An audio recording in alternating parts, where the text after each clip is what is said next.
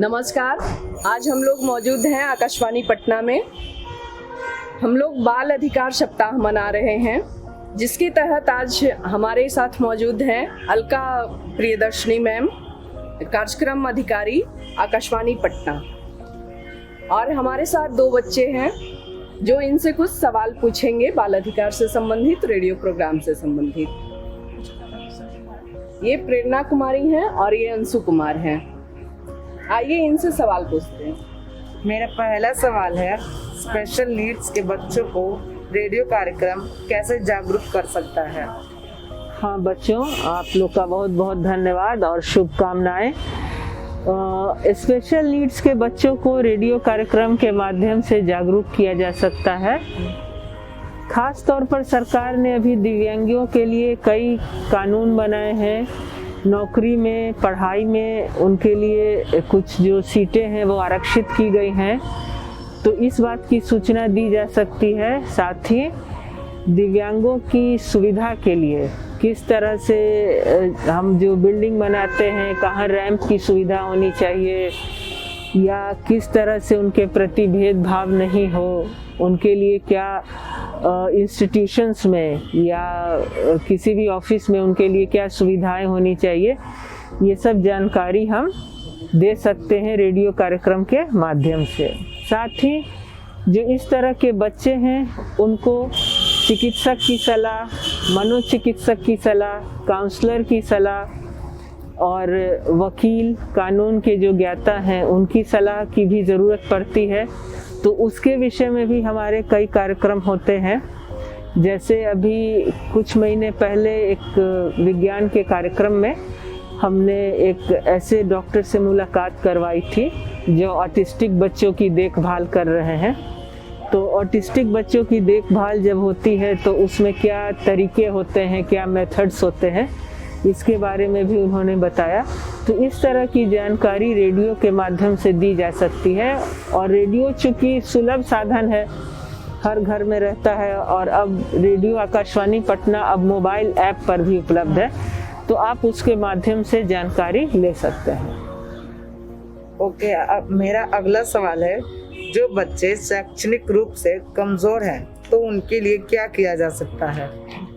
हम विद्यार्थियों के लिए भी कार्यक्रम करते हैं, और साथ ही जो सरकारी ऐसे विभाग हैं जो कोई अपना कार्यक्रम करना चाहते हैं बच्चों के लिए, शिक्षा के क्षेत्र में कोई कार्यक्रम अगर बनाकर कोई सरकारी विभाग से आता है तो हम उसका भी प्रसारण करते हैं। जैसे पहले रेडियो से प्रसारित होता था इंग्लिश इज़ फन, जो कि छोटी कक्षाओं के बच्चों को इंग्लिश सिखाने में मददगार होता था। तो इस तरह से अगर सरकारी विभाग कार्यक्रम देते हैं तो हम उसका भी प्रसारण करते हैं। साथ ही हम बीच बीच में ऐसे शिक्षक को और ऐसे काउंसलर्स को भी बुलाते हैं जो बताते हैं कि अगर बच्चे पढ़ाई में कमज़ोर हों या पिछड़े हुए हों तो उनको क्या लाभ मिल सकता है। साथ ही हम अपने कार्यक्रम के माध्यम से ये भी बताते हैं कि बच्चों के लिए क्या क्या सरकारी सुविधाएं हैं, खास तौर पर गर्ल चाइल्ड के लिए। अभी गर्ल चाइल्ड के जन्म से लेके और कॉलेज की पढ़ाई तक कई सरकारी सुविधाएं हैं जिनका पता बहुत सारे परिवार को है भी नहीं। तो अगर आप उनके विषय में जानकारी रखेंगे तो आप सही अथॉरिटी के पास जाकर, सही ऑफिस में जाकर वो सुविधाएं प्राप्त कर सकते हैं। साथ ही मैम से अब तीसरा सवाल है कि आकाशवाणी द्वारा बच्चों के लिए कुछ ही चुनिंदा कार्यक्रम प्रसारण किए जाते हैं। आप बच्चों के अधिकार के बारे में कैसे प्रचार प्रसार करते हैं? बच्चों के लिए हमारे कार्यक्रम तो होते हैं, लेकिन ये तो आपने शिकायत कर दी कि चुनिंदा कार्यक्रम ही होते हैं। तो हाँ, अगर देखा जाए तो देखिए, हमें समाज के हर वर्ग को लेके चलना है।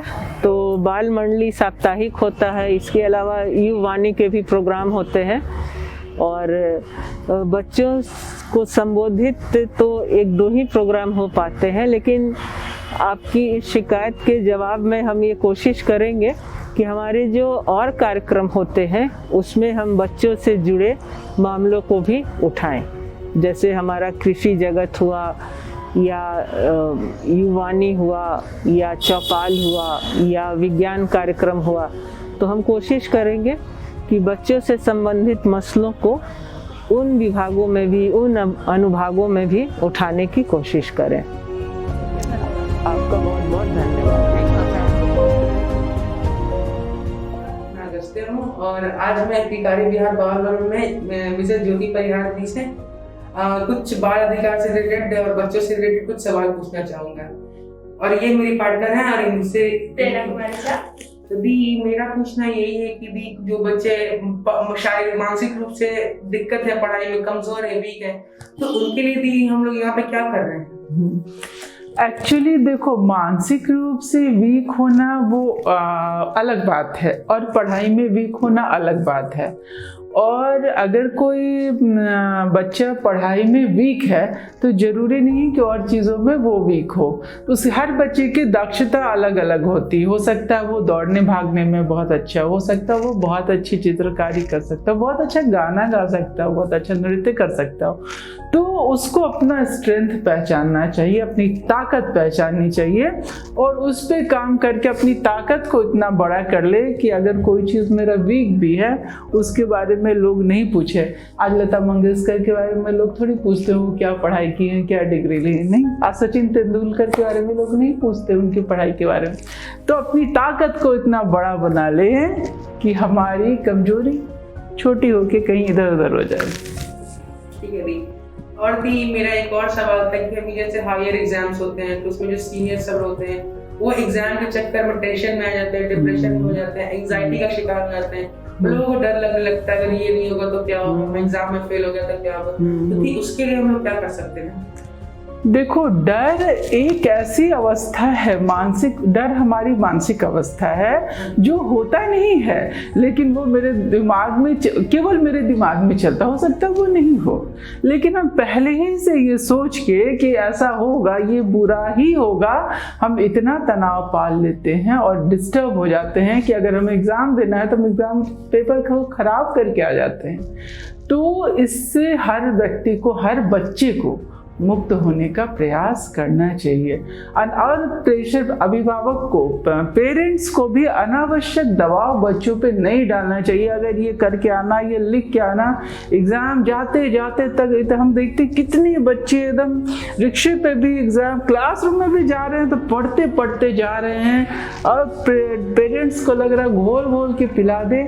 आप इतना प्रेशर उस पर क्रिएट करके उसके भय को बढ़ावा दे रहे हैं। उसको सहज होने दीजिए, उसको कंफर्टेबल होने दीजिए। एग्ज़ाम में जाओ, एग्ज़ाम क्वेश्चन पेपर देखो, रिलैक्स हो, लंबी सांसें लो, अपने तनाव को मुक्त करो, ध्यान से सवाल पढ़ो और सोचने का, समझने का प्रयास करो, फिर उत्तर दो। हाँ, और अपने डर पे नियंत्रण पाओ।